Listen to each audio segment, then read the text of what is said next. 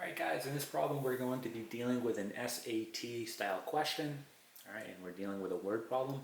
So why don't we go ahead and read it and then we'll talk about how we're going to set up, okay, this problem in order to solve it.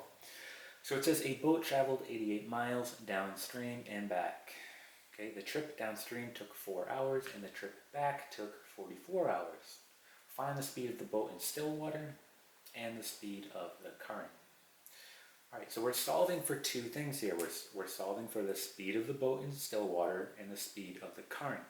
So when you're solving for two variables here, you should immediately think to a system of equations, okay? And that is what we're going to do here. We're going to set up a system of equations. Before we do that, why don't we define our variables here? So we're going to say that x is going to equal the speed of boat. And again, this is in still water. And y is going to be speed of current.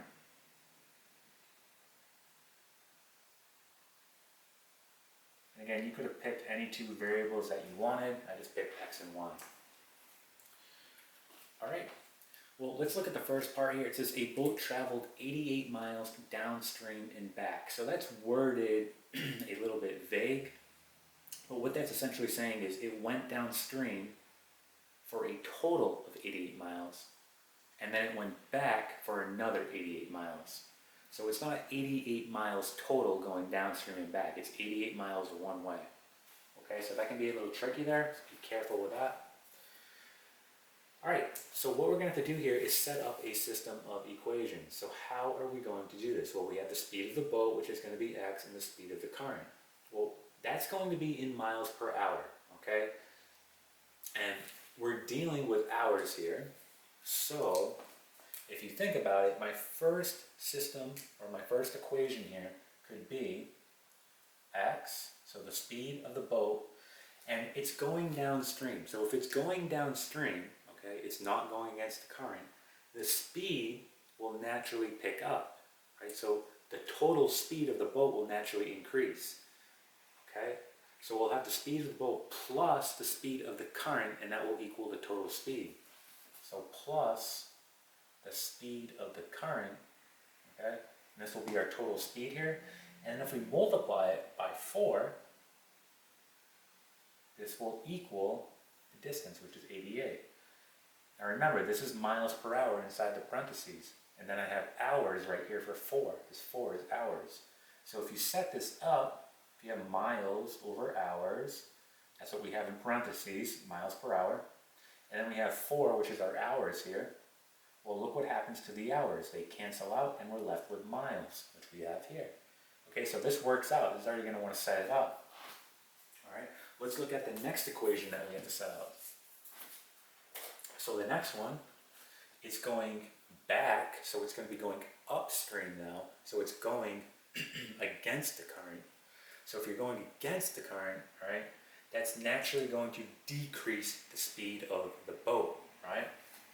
So you'll have x minus y here, okay? And then times total time it took, which is 44, equal to 88.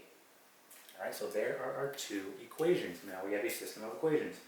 So what I'm going to do here, I'm going to go ahead and distribute so we can simplify this down a little bit, and then we'll look to see what we can maybe eliminate from the equations. So we're going to have a 4x and then plus 4y, so all be equal to 88. All right. And then we're going to have 44x plus, minus 44y, and this again will be all equal to 88. So looking at what we have here, right, we have our system of equations. You can do two things. You could do substitution or you could do elimination. Looking at how this is set up, I think elimination will probably be best, right? We can eliminate the y's if we multiply this top equation by 11. Again, this is solving using elimination. This is going back to algebra 1 or algebra 2. So if we multiply the top by 11, right, the y's will cancel out, and then we can solve for the x. All right, then we can plug it back in and solve for the y. All right, so let's go ahead and do this. So we'll have here, let's rewrite it down here. We'll have 44x, and I'll have plus 44y. Okay, and then we're doing 11 times 88, so we got 11 times 88, we get 968, so 968. Alright, and then we're just going to keep that bottom equation the same, so we'll have 44x minus 44y, this will equal 88. Okay, so let's go ahead and erase this part right here so we have some room to work. So looking at this, we'll have a 44x and a 44x, well that's going to make 88x, so we have 88x. These y's will cancel out, okay, so we have the y variable canceling out. And then we have 968 plus an 88, and we get 1056. And now all we have to do here is divide by 88. So we divide by 88, and we get 12 here. So x is equal to 12. And what is x? X is the speed of the boat in still water. So the speed of the boat was 12 miles per hour in still water. So let's put that down here. X equals 12 miles per hour. Again, that's in still water. Let's go ahead and find the speed of the current now. So let's erase this. And we can just plug it into any of these equations, right? It doesn't matter. So let's just use the top one. We'll have 4, and then what we found for x, right? We'll have 12 and plus 4y equal to 88. All right, so we're going to do 12 times 4 here, and we get 48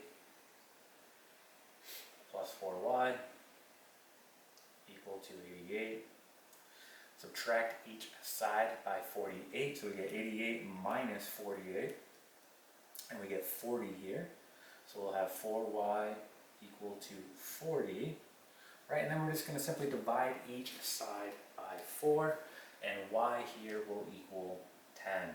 All right, so the speed of the current was 10 miles per hour. Okay, and that there is our final answer. Again, this is a SAT style question, and it was a system of equations.